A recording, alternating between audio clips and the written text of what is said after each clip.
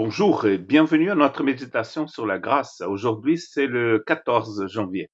Nous avons vu hier que Paul tombait à genoux devant le Père parce qu'il est vraiment émerveillé de voir l'œuvre du Christ, de voir le mystère du Christ.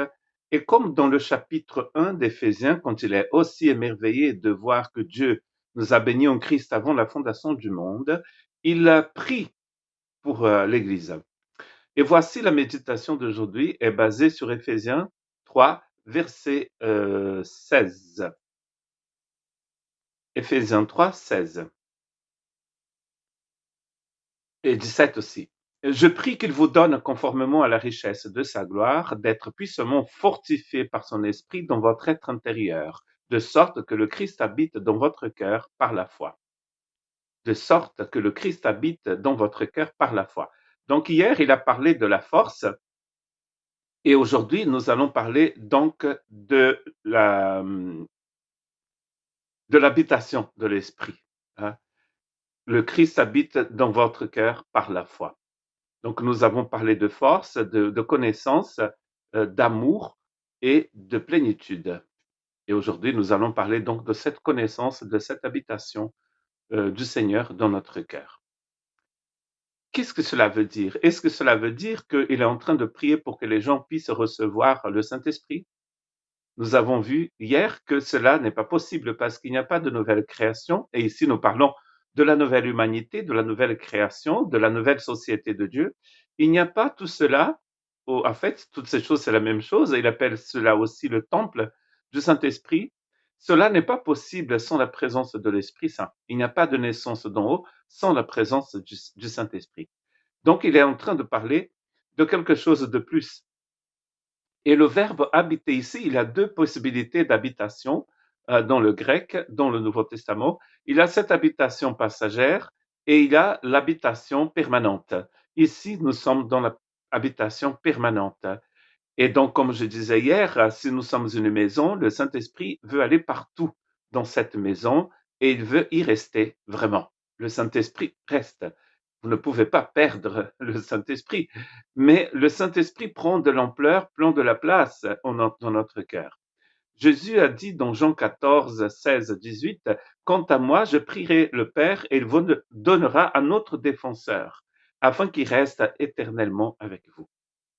Afin qu'il reste éternellement avec vous. L'esprit de la vérité, donc il parlait bien du Saint-Esprit, que le monde ne peut pas accepter parce qu'il ne le voit pas et ne le connaît pas. Mais vous le connaissez, car il reste avec vous et il sera en vous. Je ne vous laisserai pas orphelin, je reviens vers vous. Le souhait dans la prière de Paul, c'est que le Saint-Esprit puisse habiter pleinement en vous. Et c'est ce que Jésus veut aussi, qu'il reste éternellement, qu'il prenne de la place dans votre maison, que vous restiez aussi attaché à ce Saint-Esprit. Dans Éphésiens 2, 19, c'est écrit, ainsi donc, vous n'êtes plus des étrangers ni des résidents temporaires.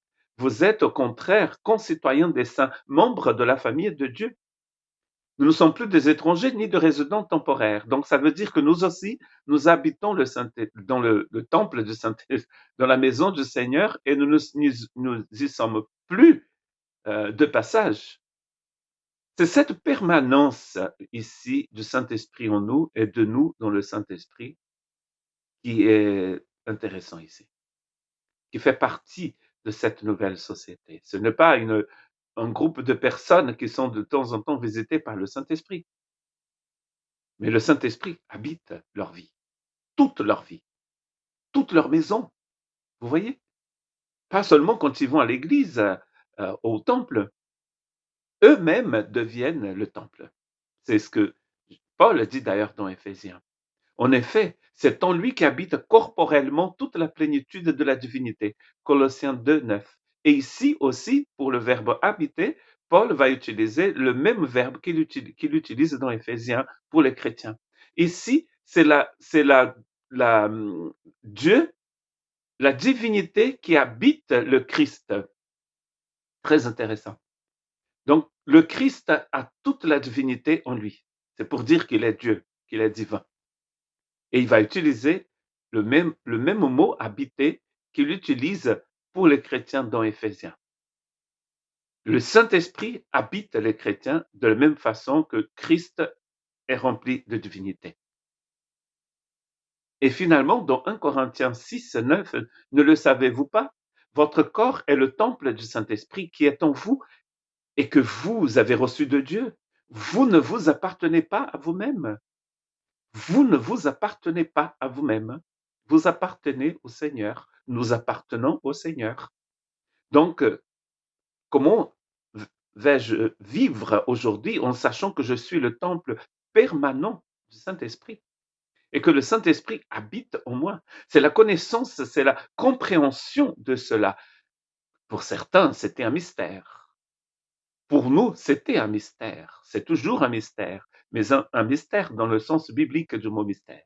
Un mystérium qui reste caché pour un temps, mais qu'un jour se révèle. Et c'est ce que Jésus a fait. Il nous a révélé ce mystère. Il nous a montré le projet secret, comme nous dit Paul dans Éphésiens 1, gardé de toute éternité en Christ, comme il dit dans le chapitre 3. Mais révélé maintenant à ses saints, à nous tous. Que vous puissiez vivre votre vie chrétienne en sachant que chaque moment de votre vie, quand vous dormez, quand vous marchez, quand vous travaillez, quand vous êtes à l'église, vous êtes rempli du Saint-Esprit. Que Dieu vous bénisse.